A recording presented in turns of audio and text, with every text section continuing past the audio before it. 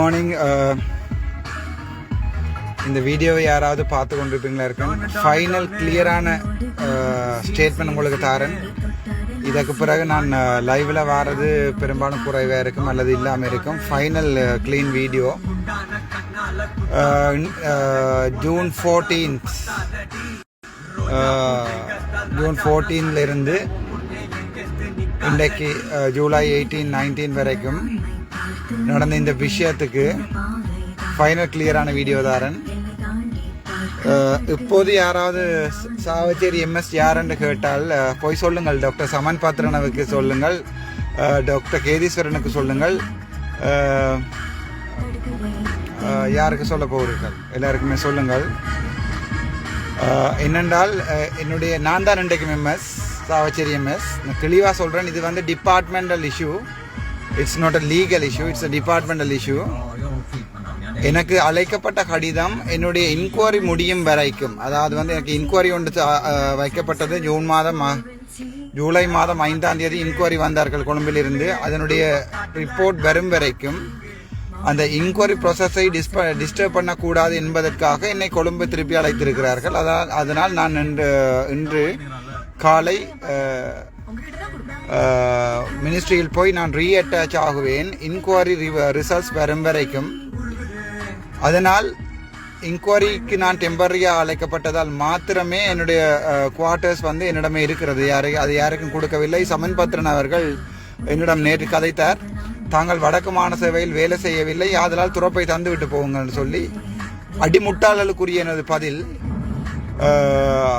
அவர்களுக்கு இன்னும் departmental inquiry என்றால் என்னவென்று தெரியாது, கம்யூனிட்டி மெடிசின் தானே, அதனால் அவர்களுக்கு மெடிக்கல் அட்மினிஸ்ட்ரேஷன் தெரிய வேண்டும் என்பதை நான் எதிர்பார்க்கவில்லை. நான் சொல்லுகிறேன், இன்கொயரி முடியும் போது என்னில் பிழை இல்லை என்றால் சட்டப்படி என்னை ரீஇன்ஸ்டேட் பண்ண வேண்டும் சாவச்சேரி வைத்தியசாலையில். அதனால் அந்த இன்கொயரி முடிந்து அதனுடைய ரிப்போர்ட் வரும் வரைக்கும் நான் கொழும்பில் வெயிட் பண்ணுவேன் மினிஸ்ட்ரி ஆஃப் ஹெல்த்தில். இரண்டாவது விடயம், நான் இன்னொரு வைத்தியசாலை பொறுப்பை எடுக்கவும் இல்லை, எடுக்கப் போவதும் இல்லை. அது இரண்டாவது விடயம். மாறாக பலவந்தமாக எனது பேரில்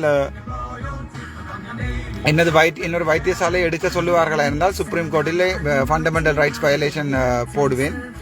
அதன் போடும்போது சம்பந்தப்பட்ட அதிகாரிகளுக்கு அதனுடைய பிரச்சனைகள் தெரியும். நான் சுப்ரீம் கோர்ட்டில் கோர்ட் ஆஃப் அப்பீல் வந்து ஃபண்டமெண்டல் ரைட் போடுவதாக இருக்கிறேன். அதாவது தொழிற்சங்க நடவடிக்கை மூலம் ஒருவருடைய வேலையை பறிக்க முடியாது. நான் ஏதாவது பிழை செய்திருந்தால் அதுக்குரிய நடவடிக்கை எடுக்கலாம்.